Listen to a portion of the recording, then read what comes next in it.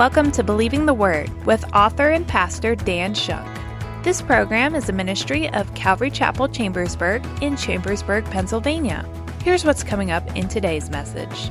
This is a metaphor for how we live the Christian life. We follow God's lead. We go into an environment. We get rid of the things that are of the flesh, and we look to serve Him in this land. And it's not going to happen overnight. That's a good thing. This idea of I'm not going to drive out all the wild beasts in one day, He tells them why. He says, because if I did that, you might conquer all this territory in a day, but you wouldn't be able to handle it.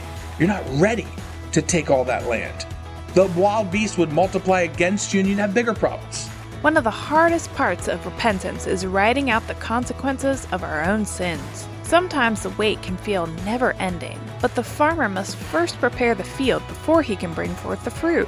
To the Jewish people, only in the last 100 years have they seen the restoration prophesied here in Ezekiel 35 and 36, over 2 millennia ago. But God promised restoration to the land of Israel. What was once barren and devastated would become fruitful again. Before God brings growth and blessing, He removes pride, restores what was broken, and prepares the ground for His purpose. God is able to take ruined places and make them fruitful again. Now here's Pastor Dan in the book of Ezekiel as he continues his message, preparing the land to be fruitful. Long before mentioning fruit in verse 5, he's talking about cleansing. He's talking about getting rid of what is bad. That's the same in our lives, guys. Some of us are like, I just want to do for the Lord. Have you ever seen the guy that first gets saved and he's still got all the bad habits?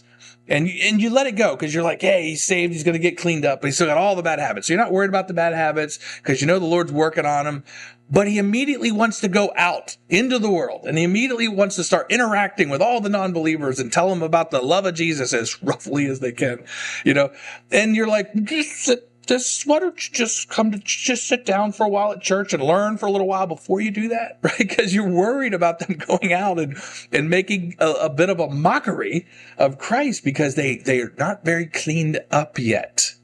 That's a reality. That's a reality. And it's okay just to look at them and say, well, why don't you just sit here and learn for a little while? You don't need to rush out there into the wide, wild world. Some of us have much regrets for some of the things we went out and we tore up and destroyed because we weren't clean enough ourselves. And we went out and made a wreck of things in some people's lives because we tried to get out there too quickly when we ourselves weren't ready to go for that. And so this is the idea. Prepare the land first. There is no shame in just saying, you know what? I need to be cleaned up. I just need to sit and learn and grow and get purged and cleaned up. And the Lord's prepared me, and then He's going to bring me out there, and I'm going to do even more. So this chapter 35, it's one last cleansing before the land of Israel will be ready and restored and ready for fruit production and ready for people to be brought into this land. And so let's continue now in verse 5 here. He says, because you have had an everlasting hatred or enmity and have delivered the sons of Israel to the power of the sword at the time of their disaster, at the time of the punishment of the end. Therefore, in verse 6, as I live, declares Lord Yahweh, I will prepare you for bloodshed, and bloodshed will pursue you. You surely have not hated bloodshed, so bloodshed will pursue you.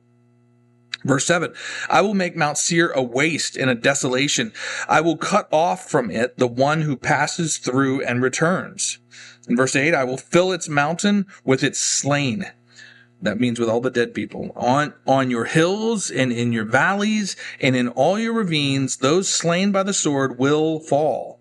And in verse 9, I will make you an everlasting desolation, and your cities will not be inhabited.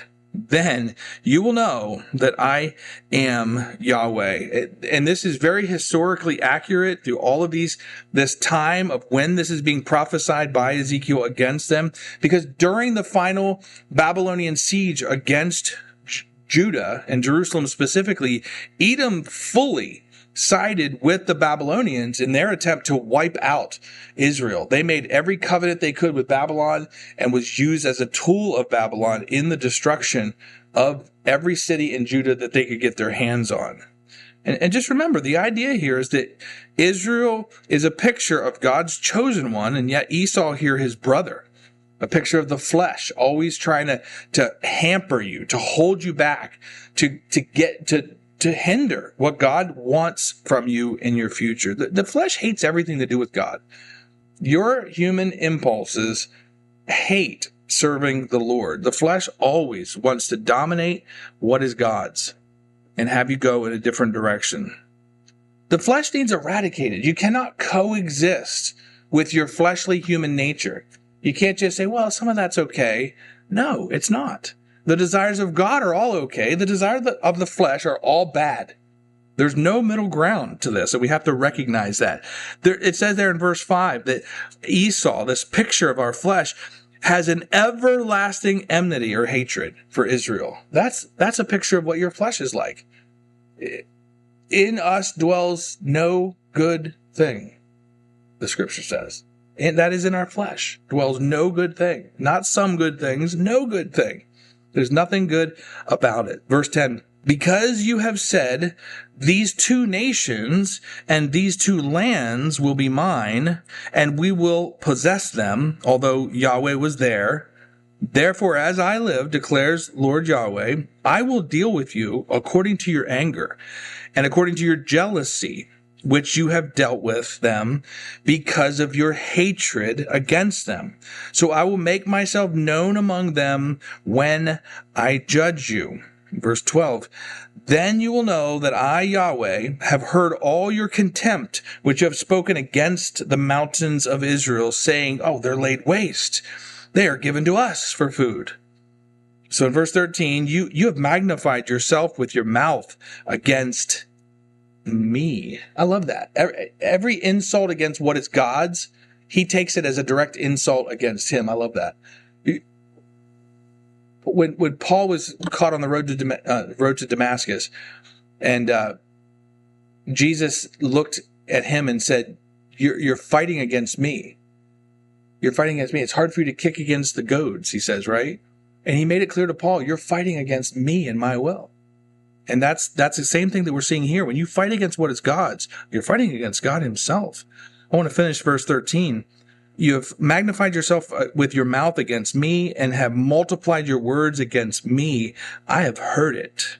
And so what is he talking about here? That Esau said in his heart that he wanted to take these two nations back there in verse 10. Well, clearly Israel and Judah have been divided.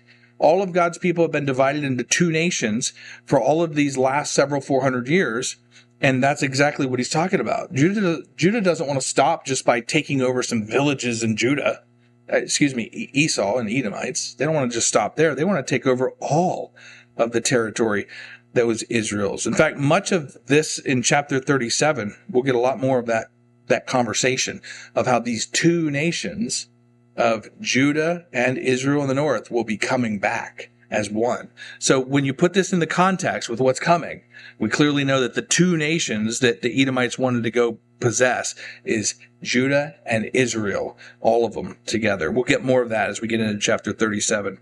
But interesting here that it says that God is going to deal with them according to their anger. He's going to punish the Edomites with the same anger that they were angry towards Israel. The phrases mean that he will deal with them in that way. That's the idea. God's like, oh, you hate my people? Okay, well, that same anger is going to come right back at you. Now, look, guys, this is an example of one of these famous verses that everybody always gets wrong in our New Testament. You know this one from Matthew chapter 7, verse 1 and 2. Jesus said, do not judge so that you will not be judged. For with what judgment you judge, you will be judged. And with what measure you measure, it will be measured back. Well, right here in Ezekiel, this is an example of exactly what that passage from Matthew has always been talking about. The type of decision that you make about someone and the measure or the force by which you implement that decision is the same way it will come back on you. You want to be harsh on somebody? That will come back to you. You want to be harsh on somebody a lot? That will come back. You want to be gracious on somebody? That will come back to you. If not by them, by the Lord. That's what Matthew's talking about. And here's an example of it right here in God's word spoken to these Edomites. With that same hatred that they have, with that same anger, that same force that they came against Israel, God will come against them. And so now we finish the chapter here, verse 14. Thus saith Lord Yahweh, as all the earth delights, I will make you a desolation. As you delighted over the inheritance of the house of Israel, because it was desolate, so I will do to you. You will be a desolation, O Mount Seir, and all Edom, all of it. Then they will know that I am Yahweh. So as we've seen so many times, as judgment is actuated, it is seen as right and proper. And that's the idea. Every time God executes judgment, everybody was like, yep, okay, that makes sense. Now, it's only when our flesh is put to death that we can now begin to think about actual fruit production in our own lives. And that's the transition now. As we get started into chapter 36, now we're ready to go out and serve the Lord and produce fruit and have things happen. So chapter 6 does that. For the first half of this chapter now, it transitions to talking about how the land itself will be prepared for fruit production. After that, no spoilers for next week, but after that, then we start to talk about the people and the quality of the people that will come into this land. So we've dealt with the flesh being removed here in chapter 35 and now chapter 36. Now we see our second point for today, which is this. We must endure a season of preparation with patience. Even before the people show up, even before the people are metaphorically brought back from the dead and brought back into their land, there's a season of preparation. Do you see the need for patience through all of this? Right? We don't just all of a sudden start doing great things for God. It doesn't work that way in any arena of life. You can't start a job and all of a sudden become the president tomorrow. It doesn't work that way, right? And it's the same way in the spiritual world. There's a season of focusing on getting rid of the bad habits, and now there's a season on preparing our environment, our soil, our soul, our surroundings to do good things. And that's where chapter 36 jumps in. So let's start in verse 1. Now, as for you, son of man, prophesy to the mountains of Israel and say, O mountains of Israel, hear the word of Yahweh. Thus saith Lord Yahweh, because the enemy has spoken against you, and said, the everlasting heights have become our possession. Therefore, in verse 3, prophesy and say, thus saith Lord Yahweh, for good reason they have made you desolate and bruised you from every side, that you would become a possession of the rest of the nations, and you have been taken up in the speech of their tongue and the rumors of the people, or you become the expression. Verse 4, therefore, O mountains of Israel, notice who he's talking to. He's not talking to the people of Israel. He's talking to the land. So in verse 4, therefore, O mountains of Israel, hear the word of Lord Yahweh. Thus saith Lord Yahweh to the mountains and to the hills, to the ravines and to the valleys, to the desolate wastes and to the forsaken cities, which have become plunder, or a spoil, that is, and objects of scoffing, to the rest of the nations which are round about you. Therefore, in verse 5, thus saith Lord Yahweh, surely in the fire of my jealousy I have spoken against the rest of the nations and against all Edom. And there's your connecting tissue. He mentions specifically Edom. We're talking about this connection of the land and the need to get rid of the flesh in the land and be able to be ready for fruit production. But just to finish verse 5 here, say, in the fire of my jealousy I have spoken against the rest of the nations and against all Edom, who gave my land to themselves as a possession, with wholeheartedness and gladness, and with the scorn of soul, I will drive it out for plunder. So the Lord is angry with those nations, and Edom specifically, that have wanted to conquer and push into the nation of Israel and harm them. And so, a land or an area of land in the Bible, it's always symbolic of the place of your mission or the place of your purpose. It's your territory. It's what you're going to go accomplish is the idea. So the enemy of the flesh, seen here as the Edomites, they want to take our land, take our purpose, take our mission. I always love what it says in Hebrews chapter 12, verse 1, where the command of the Lord is, since we're surrounded with so many believers that have gone on before us, that have run the race and done great things for the Lord, they've accomplished great purposes. The call in verse 1 of chapter 12 of Hebrews is, us too, we should lay aside every sin and every weight that so easily besets us, and let us run with endurance the race that is set before us. Did you hear the very two things that we're talking about tonight in that one verse? Lay aside all of the sins, but also just all the distractions that would so easily beset us in the flesh. And then we can run with endurance the race that is set before us. Then we can begin to prepare the land to produce fruit. That's the same thing we're talking about right now. And so this is the Lord saying here that he is going to prepare the soil. The soil itself symbolizes the heart of a person. If it's only stony or thorny soil, then that land is useless. We see that in the parable of the sower and the seed in Matthew chapter 13. If there's a work happening in the soil, then we can expand into the land, and that land becomes a blessing to us, right? So as with Israel here, very physically and very, very much on the surface text of what we're reading, so too it is with us spiritually. The Lord has given to us a land of promise. He has given to each one of us purposes and missions and goals and things he wants us to go accomplish. And if we're still being distracted by the flesh and falling for all this stuff, and we haven't put that to death, we're never going to press into this land and do more and do good things for the Lord in this life. We'll be hindered and distracted. Now, I don't often do this to you, but I want to go to Exodus chapter 23. You could turn there with me if you'd like. I'm going to read you a handful of verses out of Exodus chapter 23, because this concept of taking possession of the land and using it for the Lord as the example of what our Christian lives are, it started right here in the very, very beginning of the establishment of Israel in the land. This same concept was given to Israel. And he told them, listen, I'm going to bring you into a land that flows with milk and honey, and there's going to be great things for you to do in this land. But I want you to notice some of the challenges that the Lord presents to them here. It's Exodus chapter 23, starting in verse 20 is where we're at. And I'm just going to read down through verse 30, well, the end of the chapter, verse 33.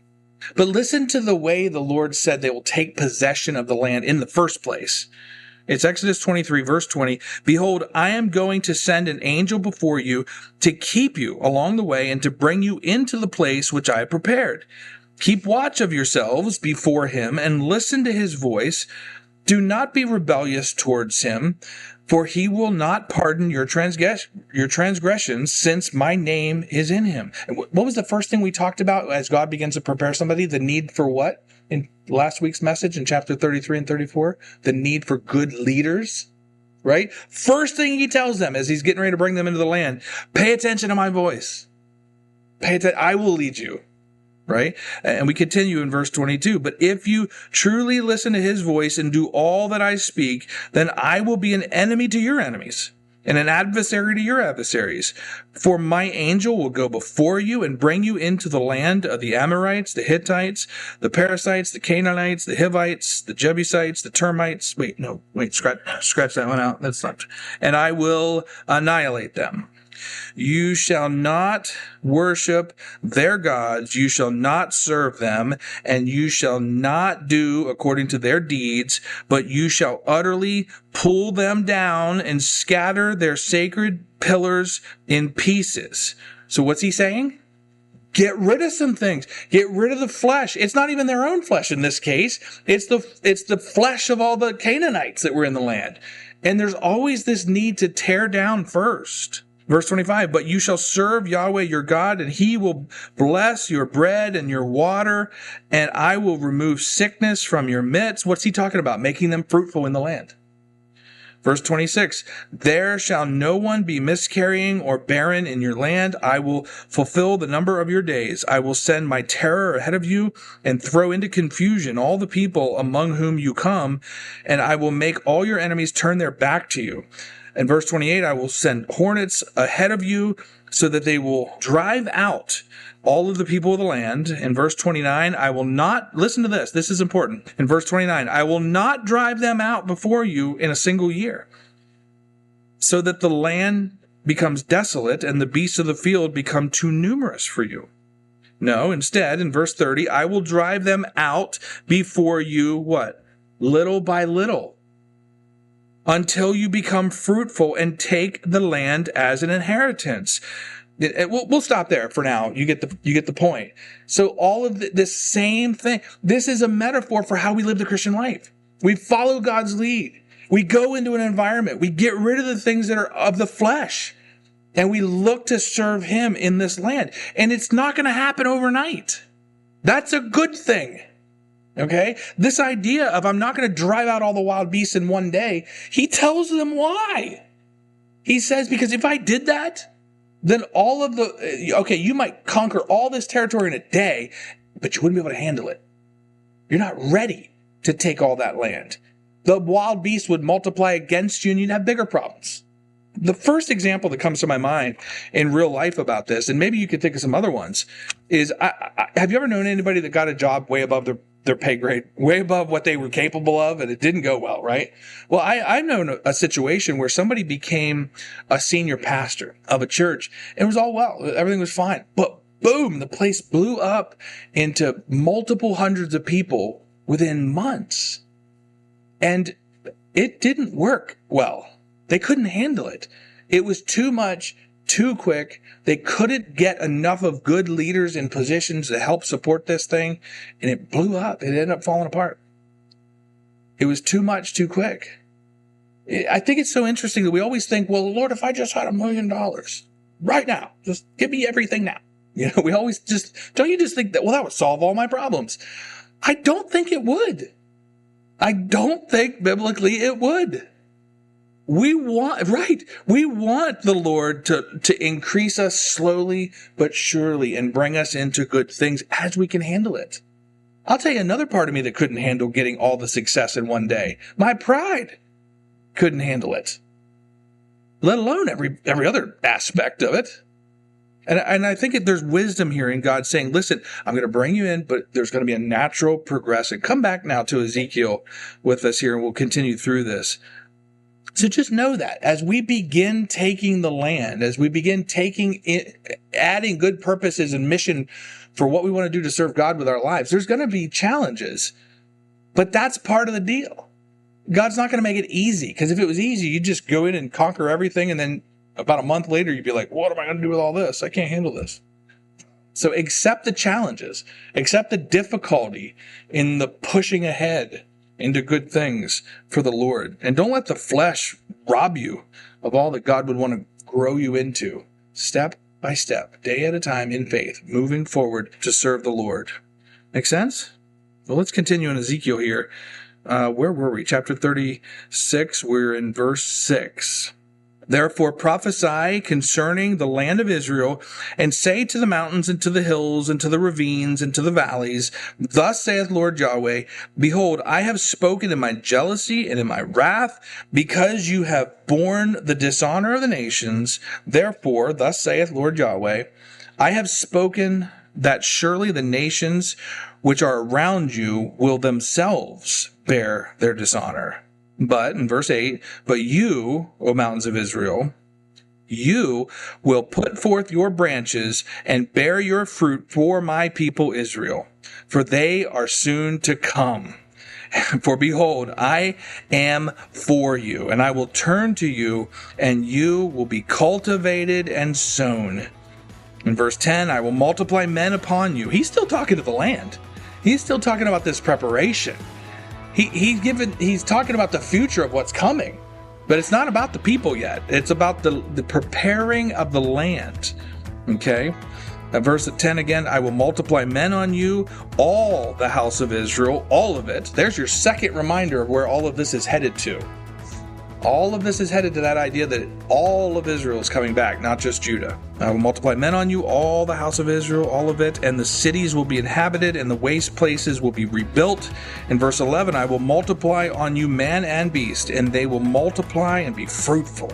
You've been listening to Believing the Word, a ministry of author and pastor Dan Shunk at Calvary Chapel Chambersburg in Chambersburg, Pennsylvania. Pastor Dan has been teaching through a series in the book of Ezekiel. We'd love to get connected with you and hear about how God is working in your life through this teaching program. You can reach us by phone at 717-500-1102. Again, that number is 717-500-1102. You can also check us out at our website at ccchambersburg.org, where you can learn more about the ministry of Calvary Chapel Chambersburg and find our chapter-by-chapter messages. If you're in the Chambersburg area, we'd love to have you join us Sunday mornings and Thursday evenings on 5121 Coffee Avenue. Thank you for joining us today. We'll be back with more from the book of Ezekiel. But until then, this has been Believing the Word with Pastor Dan Shunk.